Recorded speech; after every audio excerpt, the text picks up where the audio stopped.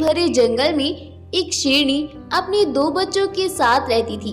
शेरनी के बच्चे चिंटू और भोला अभी बहुत छोटे थे, इसीलिए शेरनी बच्चों पर कुछ ज्यादा ही तवज्जो दे रही थी, क्योंकि अभी उन्हें जंगल के खतरनाक जानवरों से बचने की बिल्कुल भी समझ नहीं थी। शेरनी पूरा दिन अपने बच्चों के साथ ही रहती थी और शेरनी की दोस्त लेडी भालू जानवरों का बचा हुआ खाना लाकर शेरनी को देती थी, जिसे खाकर वो तीनों माँ बेटे अपना पेट भरते थे। इसी तरह से उनका जीवन कट रहा था। कुछ दिन बीतते हैं और एक दिन शेरनी अपने बच्चों से बोलती है,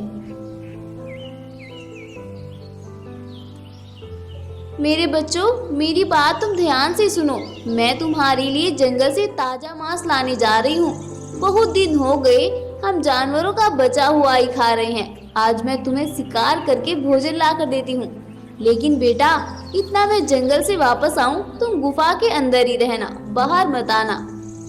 अपने बच्चों से ऐसा बोलकर शेरनी जंगल में निकल जाती है और शेरनी के बेटे अपनी गुफा के पास ही आराम करने लगते हैं।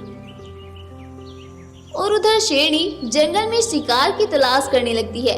जब वो शिकार ढूंढ रही होती है तो पीछे से एक जंगल का जालिम शेर शेरनी पर हमला कर देता है और उसे वहीं पर मार डालता है और मजे मजे करके उसका शिकार करने लगता है।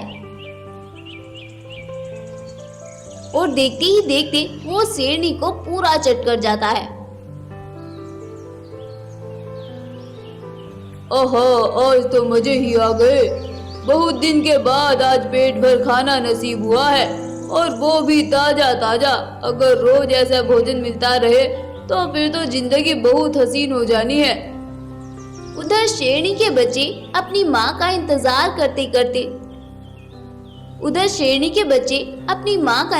कर रहे थे। उन्हें अपनी माँ का इंतजार करते करते रात हो जाती है। अरे भाई, माँ तो अभी तक जंगल से वापस ही नहीं आई है। मुझे तो अब माँ की टेंशन होने लगी है। और आज तो भालू मासी भी हमारे पास नहीं आई है। क्या बात हुई होगी भाई? हाँ भाई, तुम कह तो सही रहे हो, लेकिन हम कर भी क्या सकते हैं? अब तो इतनी रात हो गई है कि जंगल में हमारा अकेले जाना भी ठीक नहीं है। सुबह होने तक हम माँ के आने का इंतजार करते हैं। ऐसा बोलकर वो दोनों भाई सुबह होने का इंतजार करने लगते हैं, लेकिन वो एक पल भी सोते नहीं है और उनकी निगाहें गुफा पर आने वाले रास्ते पर ही टिकी रहती है। सुबह होती है, लेकिन शेरनी तो अब तक भी वापस नहीं आई थी।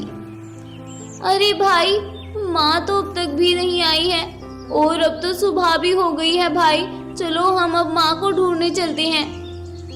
हाँ भाई चलो।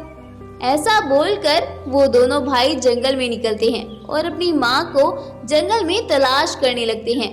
कुछ दूर चलने के बाद उनकी नजर जानवरों की लगी भीड़ पर जाती है। उन इकट्ठा हुए जानवरों को देखकर वो दौड़कर उनके पास जाते हैं और वहां जाकर देखते हैं कि उनकी भालू मासी वहां पर मरी पड़ी है। उस बेचारी का किसी ने कत्ल कर दिया है। अपनी भालू मासी को मरा हुआ देखकर वो दोनों रोने लगते हैं। अरे भालू मासी, ये क्या हुआ आपको? ये सब किसने किया? अरे बेटा, क्या तुम इन्हें जानते हो? हाँ, ये हमारी मासी है, हमारी माँ की बहुत ही अच्छी दोस्त। अच्छा, ये बात है तो बेटा तुम चुप हो जाओ। इनका तो जंगल के एक खूंखार शेर ने शिकार कर लिया है और मैं तो कहती हूँ कि तुम भी वापस अपनी गुफा में चले जाओ, और अगर उस जालिम शेर की नजर तुम पर पड़ गई तो वो तुम्हें भी नहीं छोड़ेगा बेटा। ऐसा सुनकर वो दोनों भाई बहुत डर जाते हैं और वहां से अपनी गुफा की ओर दौड़ पड़ते हैं। जब वो अपनी गुफा में जा रहे होते हैं तो वह रास्ता भटक जाते हैं और चलते चलते जाने कहाँ निकल जाते हैं। अरे भाई, ये हम कहाँ आ गए? कहीं वो खूंखार शेर यहीं तो नहीं रहता? भाई, मुझे तो बहुत डर लग रहा है।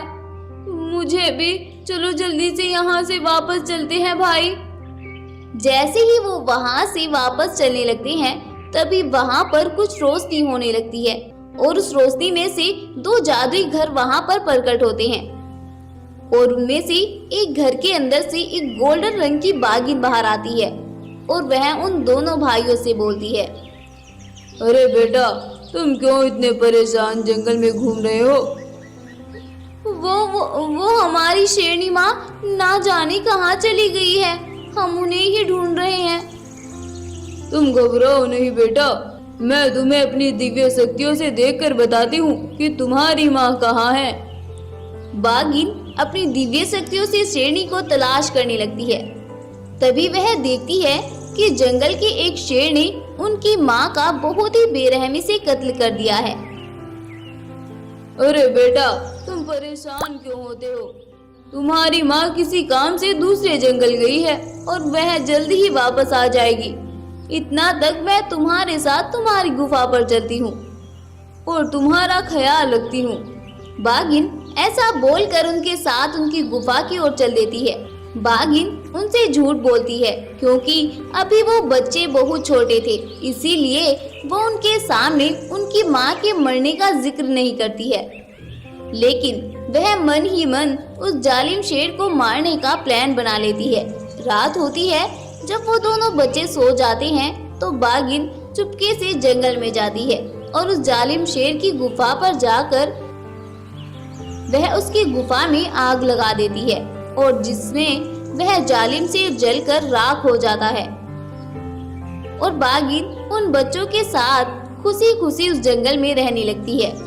कुछ दिन बीतने के बाद वो दोनों भाई बड़े हो जाते हैं। तब बाघिन उन्हें उनके माँ के मरने के बारे में सब बता देती है।